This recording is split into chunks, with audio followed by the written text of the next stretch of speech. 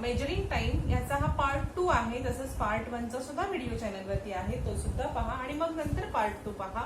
तसंच अजूनही चॅनलला जर सबस्क्राईब केलं नसेल तर सबस्क्राईब करा, बेल आयकॉन दाबा, तसेच व्हिडिओ लाईक सुद्धा करा आणि सगळ्यात महत्त्वाचं म्हणजे 4th स्टँडर्डच्या मित्रमैत्रिणींसोबत जास्तीत जास्त शेअर करा, जेणेकरून त्यांना सुद्धा याचा फायदा होईल.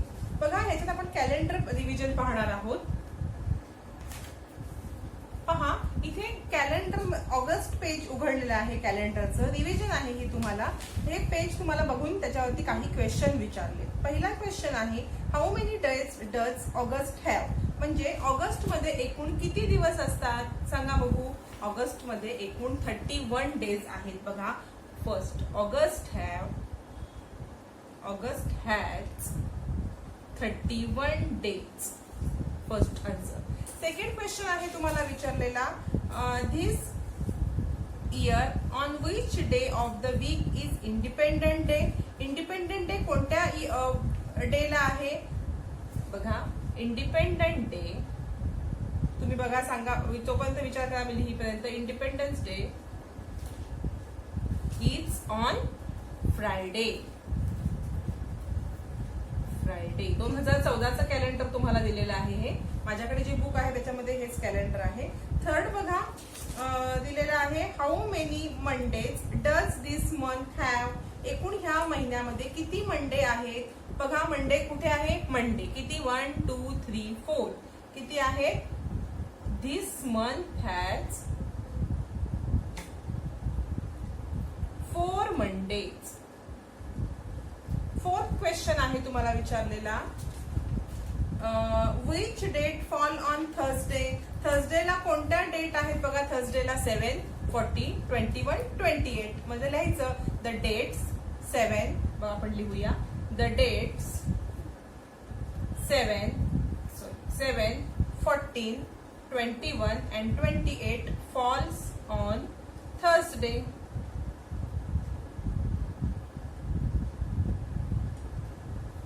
फिफ्थ क्वेश्चन आहे तुम्हाला विचारलेला की in August which day occur 5 time? कोणता दिवस 5 वेळा आलेला आहे? पहा, तर इथे बघूया आपण. फ्रायडे बघा 5 डेज आले, संडे सुद्धा आहे आणि सॅटरडे आणि Sunday. Friday, Saturday, Sunday 3 days occur 5 time. आणि 6th क्वेश्चन तुम्हाला विचारलेला आहे, how many days pass before the same day on the week is repeated? 7 days pass before the same day of the week is repeated. म्हणजे 7 दिवसानंतर परत एक दिवस तो रिपीट होतोय. बरोबर, प्रत्येक दिवस 7 दिवसानंतर पुन्हा येतोय.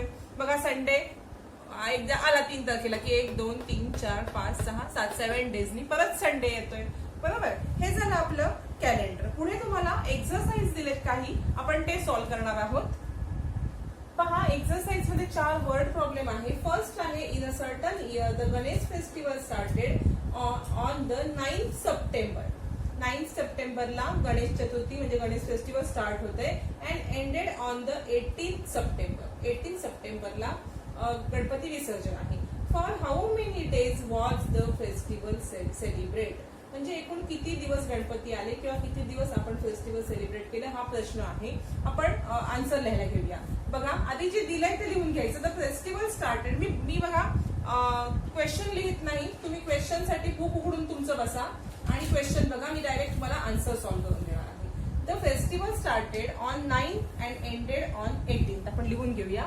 The festival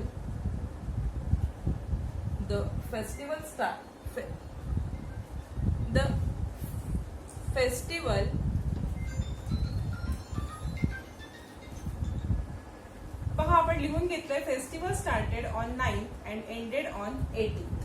so after the 8th up to the 18th. म्हणजे बघा, so after 8th up to the 18th is equal to 18th minus 8 is equal to 10.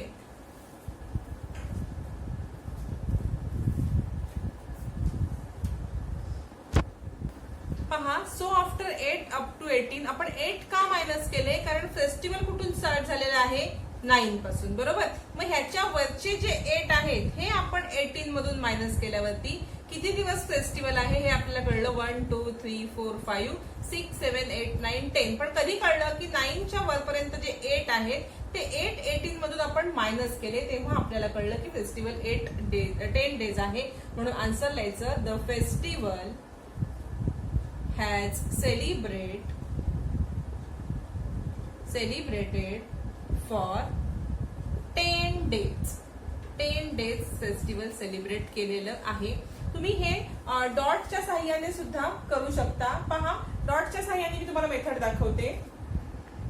पहा, डॉटच्या साह्याने कसे केले. मी इथे डॉट काढून घेतले. 9 10 11 12 13 14 15 16 17 18 19 20.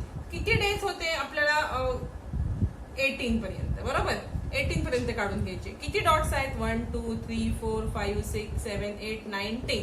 आणि मग हे काढून सुद्धा तुम्ही the festival has celebrate for 10 days. ही सुद्धा मेथडनी तुम्ही करू शकता किंवा या सुद्धा मेथडनी करू शकता, तुम्हाला जी सोपी वाटेल ती. आता सेकंड आहे बघा, Seema reach her home town for Deepavali. दीपावलीला सीमा घरी गेलेली आहे 12th of October and stay there till the 1st December. 12th नोव्हेंबरला जी गेली ती 1st December पर्यंत ती तिथेच होती. How many days she spend there. किती महिने तिने घालवले.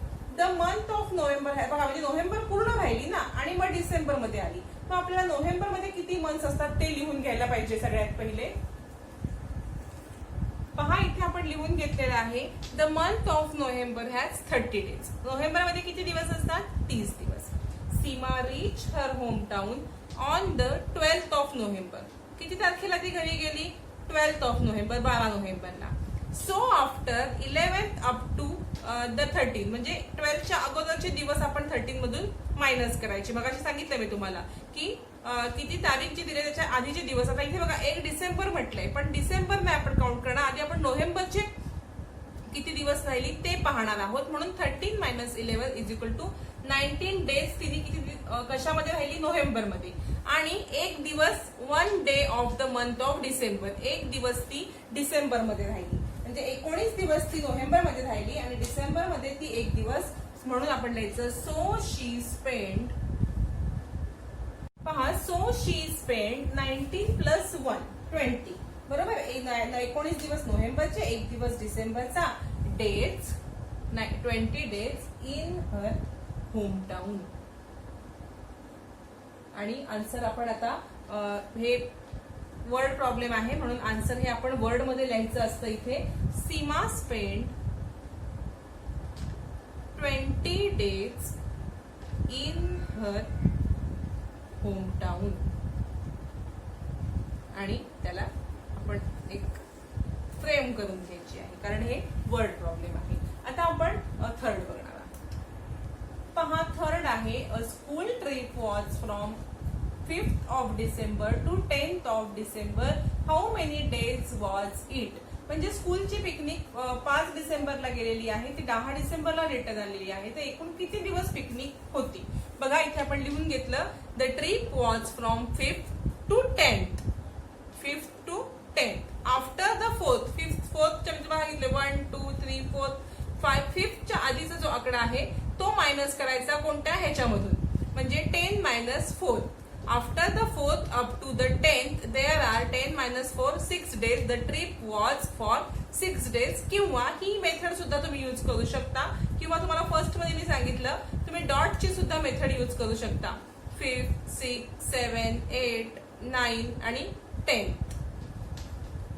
आणि मग हे डॉट काउंट करायचे 1 2 3 4 5 6. The trip was 6 days. दोन्ही मेथड बरोबर आहेत. आता आपण लास्ट एक्झाम्पल बघणार आहोत, 4th. पहा, नेक्स्ट आहे, Shamrao had milk delivered to his home. Shamrao had milk delivered to his home from 5th November to 5th December. How many days milk deliver. म्हणजे त्याने दूध घेतलेलं आहे किती 5 नोव्हेंबर पासून ते 5 डिसेंबर पर्यंत. तर एकूण किती दिवस दूध घेतलेलं आहे. बघा, from the 4th of November to the 30th of November. November मध्ये डेज किती असतात 30. दूध स्टार्ट कधीपासून केलं त्यांनी 5th पासून, बरोबर. म्हणून 4th हे आपण 4 डे त्यातून मायनस केले. आन्सर आलं 26 डे. हे झाले नोव्हेंबरचे 26 डे. नंतर काय, days up to the 5th December is 5 day. December मधले डेज किती झाले 5 डे, म्हणून 26 days plus 5 days is equal to 31 days. बरोबर, हे काय आले 31 डेज दोघांचे मिळून आले. म्हणून the milk was delivered for 31 days. आणि ह्याला आपण एक फ्रेम करून घ्यायची आहे. पहा इथे आपले वर्ड प्रॉब्लेम कम्प्लीट झालेले आहे. एक लास्ट कन्सेप्ट आहे तुमच्या बुक मध्ये लीप इयर. पहा तो आपण क्लिअर करणार आहोत. द लीप इयर काय आहे? लीप इयर तुम्हाला माहिती आहे का? पहा मी सांगते तुम्हाला. If you see the calendar of 2014 you will find the month of February has 28 days. म्हणजे फेब्रुवारी या मंथला किती डेज असतात? 28. कधी? 2014 मध्ये.